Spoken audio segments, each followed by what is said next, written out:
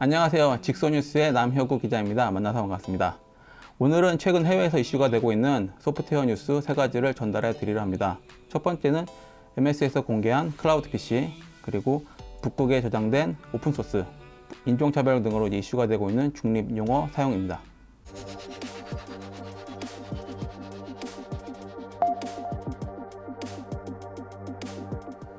먼저 최근 마이크로소프트가 이제 클라우드 PC를 공개했습니다. 사실 MS가 직접 공개했다기보다는요, 그 MS 홈페이지에 이제 관계자 모집 공고가 떴는데 그 내용 내에 클라우드 PC 관련 이슈가 있었습니다.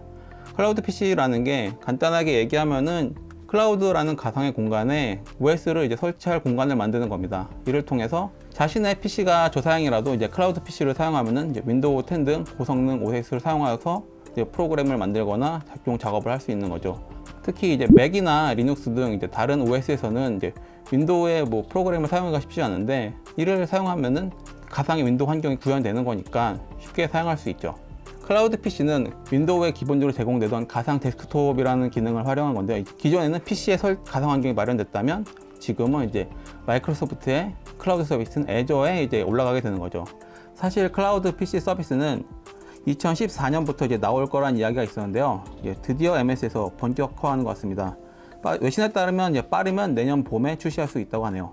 최근 이제 코로나19 등으로 이제 재택근무 이슈가 늘어나면서 여러 IT 기업에서 이제 VDI 서비스를 많이 제공하고 있는데요. 윈도우를 만든 MS에서 직접 VDI 서비스를 제공할 예정인 만큼 해당 업체에서는 이제 예의주시할 수밖에 없을 것 같습니다. 특히 마이크로소프트는 이제 MS 오피스, 엑셀 등 통합 클라우드 서비스인 이제 마이크로소프트 365와 함께 이제 클라우드 PC를 제공할 가능성이 훨씬 큰 만큼 경쟁자는 이제 우려가 더 커질 수밖에 없을 것 같습니다. 개인적으로는 이번 발표가 애플과 마이크로소프트의 좀 차이점을 보여주는 게 아닌가 싶습니다. 왜냐하면은 WWDC에서 이제 암용 이제 맥을 공개를 했잖아요. 애플만의 공동체를 만든다는 생각이 되게 강했었거든요.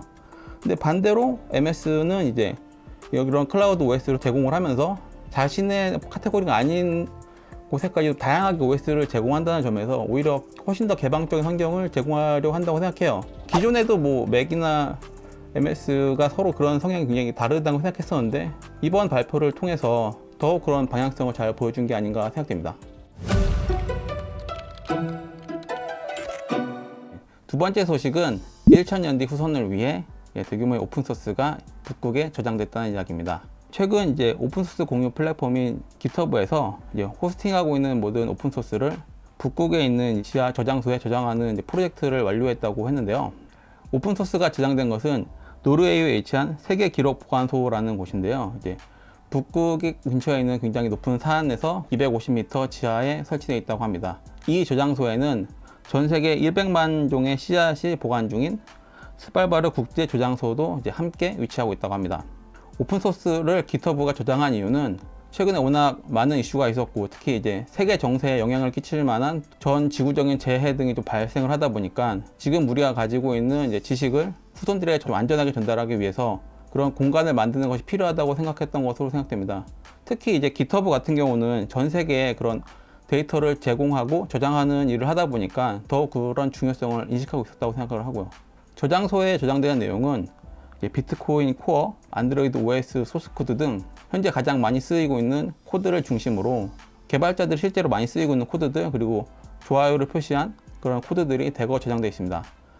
그러다 보니 국내에서 많은 개발자들이 이미 GitHub에서 활동하고 있고, 그런 분들의 데이터도 많이 저장된 걸로 알고 있습니다. 아마 1000년대 후손이 본다면 한국에서 개발한 분들의 소스코드가 거기 남아있을 수 있지 않을까 싶습니다. 마지막 이슈는 중립적 개발 용어 사용 이슈입니다.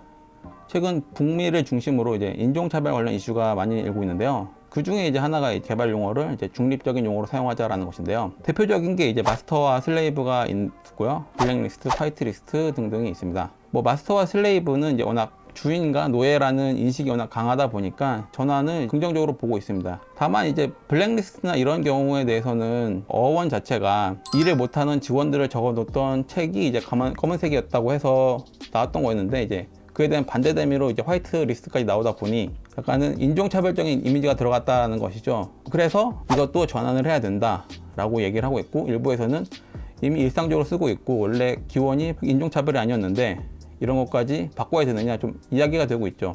이제 많은 업체에서 이제 블랙리스트와 화이트리스트, 이제 마스터 슬레이브를 이제 대체할 용어들을 이제 표준화하고 있는데요. 특히 애플은 최근 이제 마스터는 프라이머리 또는 메인, 슬레이브는 레플리카 또는 세컨드리로 전환할 것을 제안했습니다. 그리고 블랙리스트 같은 경우는 디나이 리스트 또는 언어프로브 리스트, 화이트리스트는 얼로우 리스트 또는 어프로브 리스트로 대체할 것을 권했습니다. 특히 트위터 같은 경우는 단순히 인종차별을 넘어서 이제 젠더 이슈까지 같이 포함하려 하다 보니까 아직 논란이 좀 더 커지고 있는데요. 예를 들어서 이제 맨 아워 같은 경우는 이제 퍼슨 아워나 엔지니어 아워로 전환하자고 하거나, 더미 밸류 같은 경우는 이제 샘플 밸류로 이제 전환을 하자는 이야기를 많이 하고 있어요. 이런 중립적인 언어 사용을 이제 반대하는 쪽 입장에서는 이미 워낙 해당 용어를 많이 쓰고 있기 때문에 이거를 굳이 꼭 바꿔야 되냐에 대해서 의문을 제기하는 경우도 있습니다. 특히 이제 마스터 슬레이브 같은 경우는 2010년부터 이제 메인스트림으로 쓰던 용어다 보니까 거의 세계 전반적으로 쓰이고 있는 거거든요. 근데 만약 이거를 교체한다고 하면은 이제 기존에 쓰던 모든 소스 코드에 해당 내용을 전부 교체해야 되다 보니까 그만큼 시간과 비용이 많이 투자할 수밖에 없는 것이죠. 모든 개발자나 사람들이 인종차별적이거나 남을 비하할 수 있는 용어를 사용하지 말자는 것에 저는 동의를 하고 있는데, 다만 이제 이 범위를 이제 어디까지 사용해야 될지는 아직은 사회적인 논의가 좀 필요한 것 같습니다.